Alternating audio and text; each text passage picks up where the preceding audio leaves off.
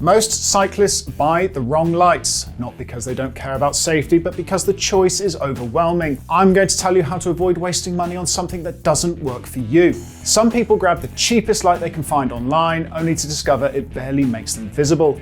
Others go the opposite way, spending hundreds of pounds on a huge lumen monster that drains its battery in an hour. And plenty of riders pick a light based on brightness alone without realizing, in fact, that beam shape, mounting position, and even the modes you use are just as important as raw power.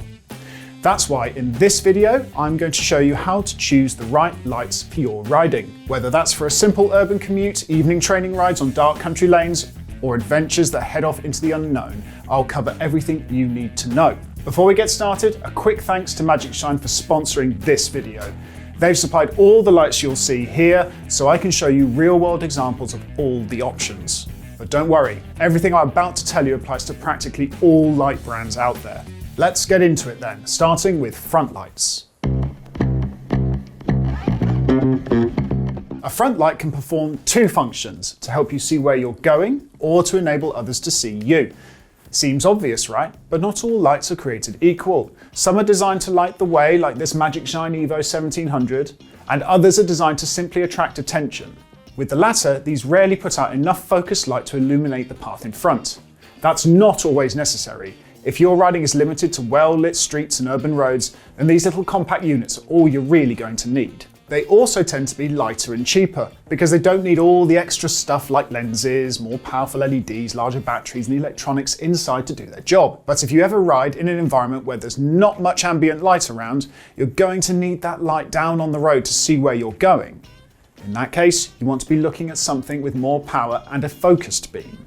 Generally, these are larger thanks to the extra gubbins inside, and some riders are likely to find these a better choice for the sheer flexibility they offer. It's what I personally use because it covers all bases, so I only need one.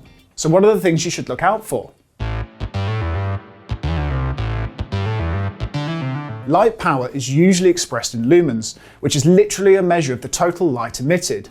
Higher equals more power, and therefore more brightness. Now, how a light harnesses that power is important, and I'll cover the three main beam types shortly, but lumen outputs can range anywhere from a couple of hundred to tens of thousands of lumens in the case of specialist mountain bike lights like this one. For urban, road and gravel use, a max lumen count of around 2,500 to 3,000 is very high and will floodlight the road ahead, like a car using its high beam. Generally though, I think for urban use where you've got street lights, a minimum of 200 is enough, and in my experience you can get by on as little as 500 lumens for careful road riding in the dark. If you're wanting to ride on the road at some speed, then I think a beam strength of around 1,000 to 1,500 lumens is a good level. You might then want to go a little punchier again if you're intending to use your light on gravel, where the surfaces you'll encounter are less predictable. My own front light puts out a max of 1,000 lumens, and that sees me through very well overall. Now, top tip. Higher power usually means a higher price, but if your budget is tight, then don't feel obligated to go for the biggest output. More often than not, it's not necessary. That said, be critical about what you need in terms of brightness and burn time. It's all well and good having a light that can put out 1,000 lumens, but if it burns through the battery so fast that you'll be forever charging it, or it won't see you through the rides that you want to do, it's a bit pointless. All lights have many modes. So for example, a 1,000 lumen light might have settings for 100, 400, 600 and 1,000. Those medium settings might be all you need in reality, and you'll get the benefit of a larger battery that light would come with. So that means less recharging, more battery life, plus you have that top setting in your back pocket, which could be a worthwhile investment. Keep an eye out also for so-called day flash modes, which can be handy, especially to be seen. These are designed to really punch through ambient light, and even bright daylight, thanks mainly to their strobe-like pattern. Many riders, including myself, use these modes to attract attention all year round. You shouldn't use these modes at night though, because they can be so disruptive that they can distract and disorientate road users coming your way, not to mention make a disco party of the undergrowth in the dark. Nevertheless, I think a setting like this is the hallmark of a well-rounded light. There are three basic beam types to consider. Some smaller lights have beams which are very diffuse. This means basically that they spread the light out in all directions, sometimes in excess of 270 degrees. This is great if you simply need to be seen on the road, and spoiler alert, this is exactly how all rear lights work too. However, these aren't focusing the light output in a particular direction, so you won't get a beam down on the road. So, if you need a light to illuminate the path in front of you in the dark so you can see where you're going, you'll generally need something like this. These beam styles are possible because the light has lenses inside that focus the lumen output. LEDs are almost exclusively used now, and along with battery tech have come on in leaps and bounds over the last few years. Lots of lights, like this Hori 900, have two sets of lenses and LEDs for different purposes.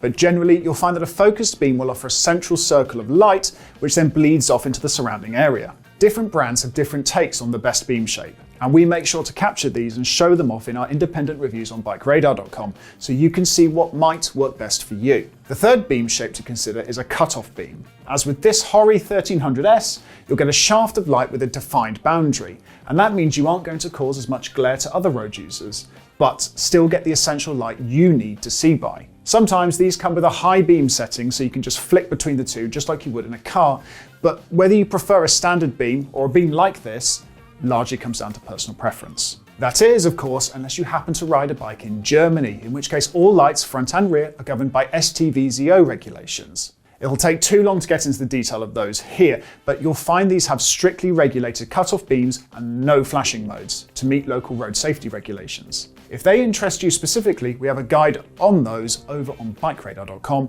and I'll leave a link in the description for you. All lights come with a mounting system, but these can vary. The most common is the bar top mount, and you can get clamped brackets like the one shown here onto which the light attaches. This one has a quarter turn interface to lock it into place. You can also get others where the bracket is built onto the light, and then you strap the whole system onto it using a band. It's worth noting this kind of bracket only works with standard round handlebars, but some come with inserts to help you get a secure fit. An increasingly popular option among road and gravel cyclists is to integrate the light with an out-front computer mount like this one. This is how I like to mount mine because, well, it just looks much cleaner. Usually you'll need a GoPro style adapter that screws into the bottom of your out-front mount, plus an adapter for the light itself, so you can run your bike computer on the top and the light below. Some brands provide the adapters with the light, while they can be an optional extra for others. Some lights like this one can also be installed in multiple ways, which offers some flexibility. It's worth saying that bar top mounts usually won't work with one-piece cockpits with flattened tops, so if you have one of those, then you might be forced to use an out-front mount. This layout makes accessing the light and any function buttons a bit more tricky on the move, so a remote like this one can come in handy here. A remote straps onto the handlebar in a convenient area. Again, sometimes these are supplied, sometimes not.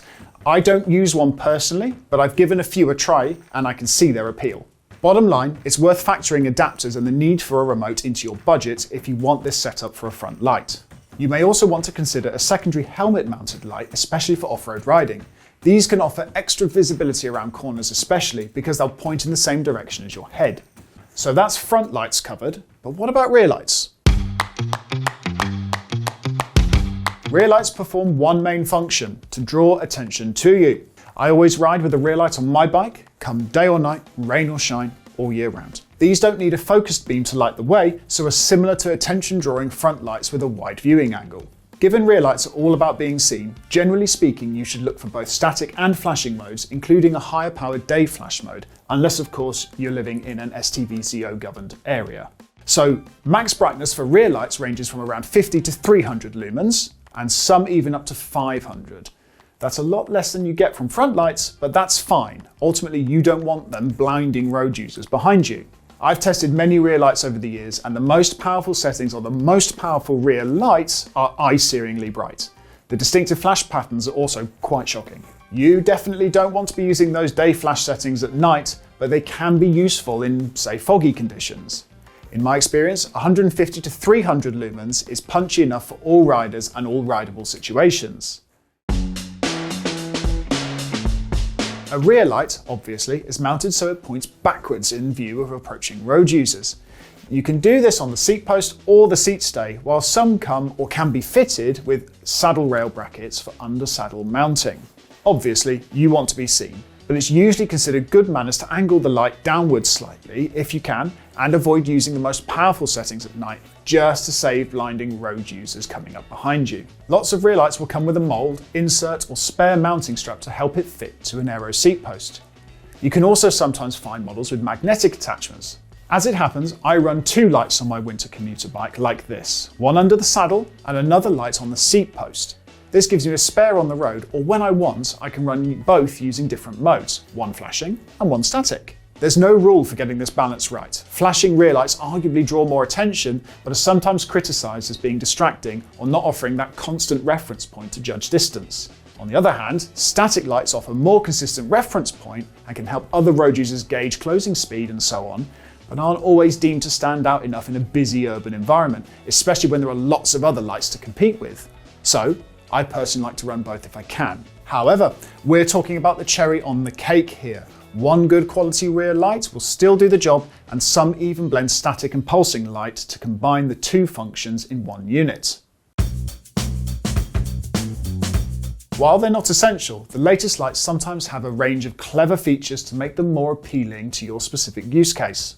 Firstly, some light sets can pair with one another, syncing up so they switch on and off at the same time. That's helpful if you sometimes forget to switch both on.